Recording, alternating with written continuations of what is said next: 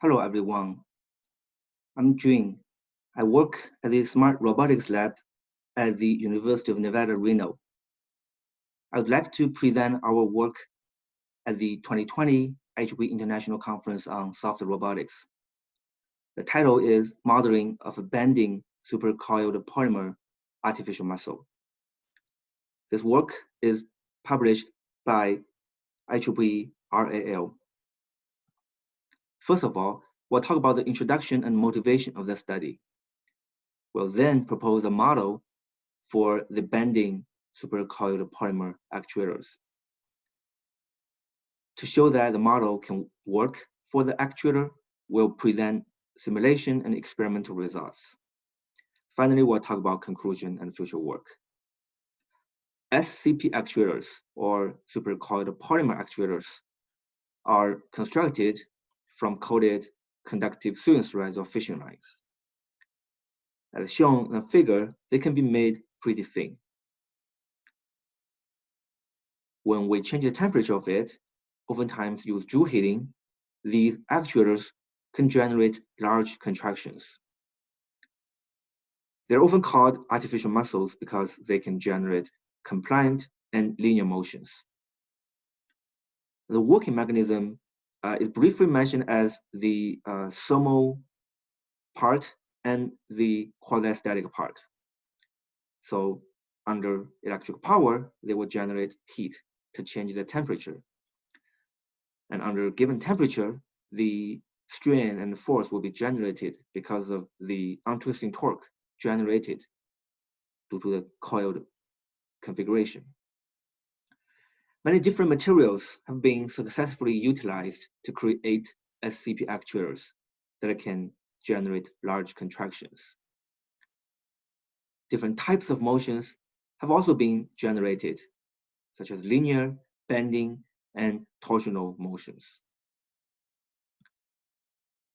In the past few years, many promising robotic demonstrations are shown, such as assistive, soft robots, and different types of robotic hand and biomimetic robots that's generated. Unlike electric motors, those SCP actuators are very compliant and very compact.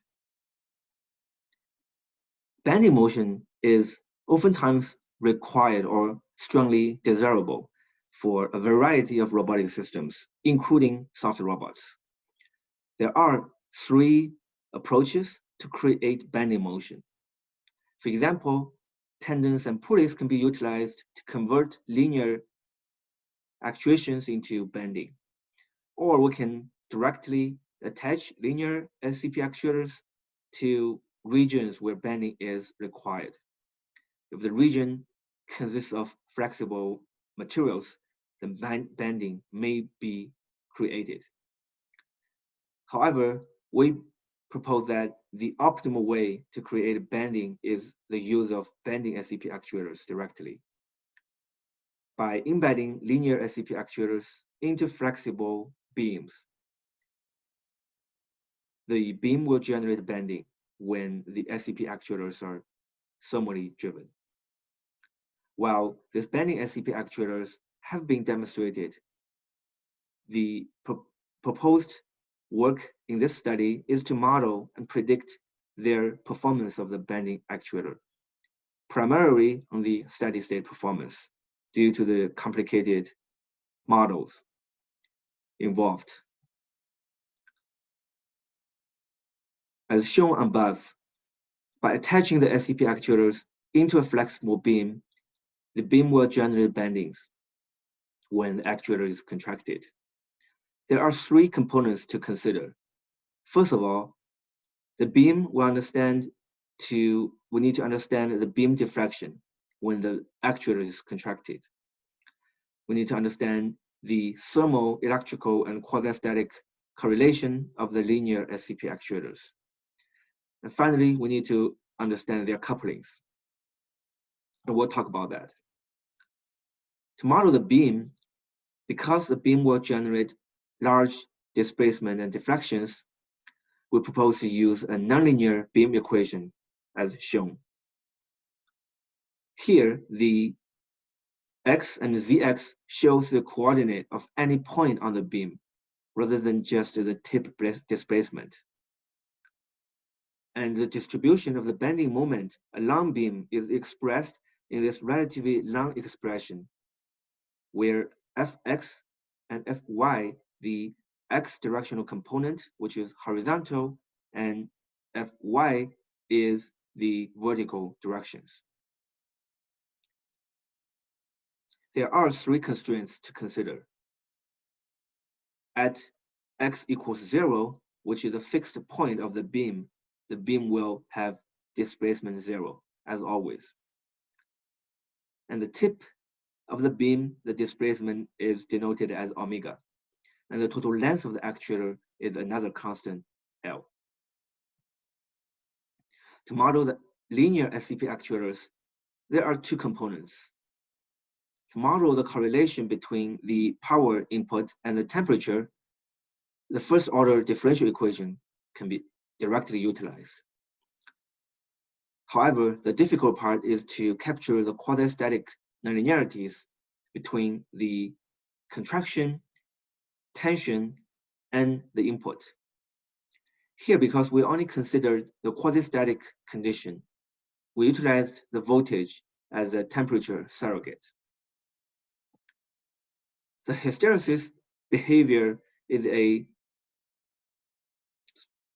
input-dependent behavior where when we apply a quasi-static and cyclic input by first increasing and then decreasing the input, we actually get a looping output-input graph.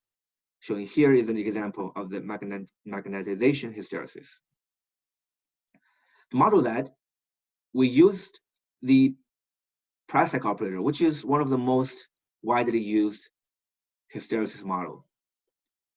While the continuous form seems to be complicated, oftentimes the discretized version is utilized, where here the mu ij is a model parameter, Sij is a input dependent variable, and C0 is the bias. It can be formulated to be identified using least squares approach, so the identification is very efficient. The coupling term consists of two items. First of all, the contraction of the linear SCP actuator is coupled with the beam curvature. Second, the beam bending is generated because of the contraction force of the actuator. We utilize the gradual method and Runge-Kutta method to implement the model and utilize the two linear equations as model comparisons. In simulation, we considered the following nominal values, and then by changing one or two variables of the bending actuator, we studied the beam diffraction profile. For example, on the top right figure, we vary the beam thickness from 0.35 to 0.45 millimeter, and we show that the beam diffraction profile is different. In experiment, we have four components: the linear SCP actuator, the beam, and the voltage input, and also the displacement measurement. We fabricate the linear SCP actuators, and then we attach them to the beam. The beam material is chosen to be FR4, which is a glass reinforced epoxy laminated material. Under voltage input, we use a camera to measure the beam diffraction. This is done by some image processing techniques. We conducted experimental results. First of all, we modeled the relationship of the linear SCP actuators. So note here, all the experiments were conducted in a quasi-static manner, where each voltage is supposed to be a voltage step. And a constant voltage step, the steady state force and length values of a linear SCP actuator are obtained. As shown, the relationship between voltage and force is approximately linear. However, the voltage versus length shows evident hysteresis. We tried to model the voltage versus length relationship using both pricing model and linear model. And it was found that the pricing model can capture the linear SCP actuators a lot better.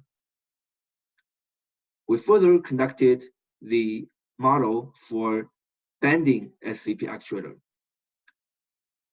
To the left, it shows a table of the experimental measurements of the beam configuration, SCP actuator configuration, as follows.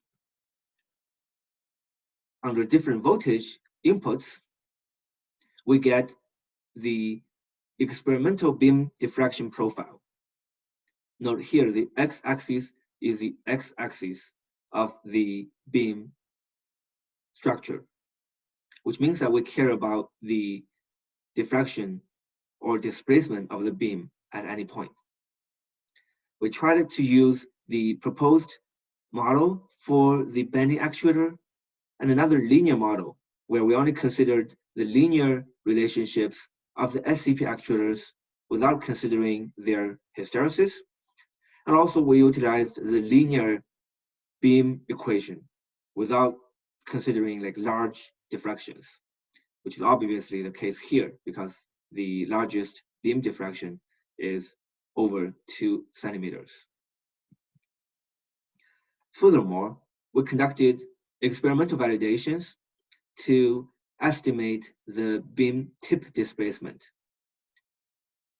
While we conducted some identification results in this video presentation, we only present the voltage under a random sequence. So on the left figure shows a slow voltage sequence where each step is around 30 seconds. So within 30 seconds, the tip displacement or the bending of the actuator will reach the steady state value. And in the middle of the figure, it shows the quasi-static or steady state tip displacement. So in total, we have 40 steps. So for each step, we get a steady state tip displacement of the bending actuator, as shown here in the middle as well. And then we tried the proposed modeling approach and the linearized approach. And it shows that the proposed model only create the 0.13 centimeter as the average error. And also, the linearized model created a lot larger error. So to conclude, in this work, we proposed a model to capture and estimate the quasi-static diffraction profile of a bending SCP actuator. We validated the model in both simulation and experiments. We considered the validation to estimate both the full bending actuator diffraction profiles at any point of the actuator, as well as the tip displacement. In future work, there are 2 studies we would like to further conduct. First of all, we would like to validate the model experimentally by also consider the system dynamics and different beam and actuator for SCP actuators. And also we would like to model more complicated cases where multi-directional motions are considered, realized by multiple linear SCP actuators.